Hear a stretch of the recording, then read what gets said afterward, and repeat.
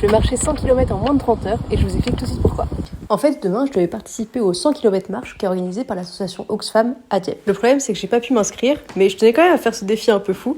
Alors j'ai créé mon propre itinéraire grâce à AllTrails, merci l'appli AllTrails. Et demain matin, je tenterai de faire 100 km sur les bords de Loire. Donc en partant d'ici, le château de Chaumont, donc je vous montre. Alors on part d'ici, du château de Chaumont, et on marche sur les bords de Loire qui sont juste derrière moi pendant 30 heures. Et le but, c'est de faire 100 km d'ici, de Chaumont justement, jusqu'à Tours, et retour ensuite. Pourquoi je fais ce défi ? Eh bien, c'est parce que j'adore marcher et que je veux savoir combien de temps un humain peut tenir sans tomber d'épuisement. Mais surtout, je vais vous montrer que le meilleur moyen de voyager écolo, c'est peut-être de voyager près de chez soi.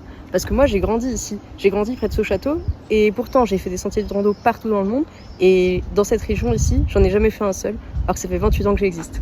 Et d'ailleurs, la France, c'est le pays le plus visité au monde, et c'est peut-être pas pour rien.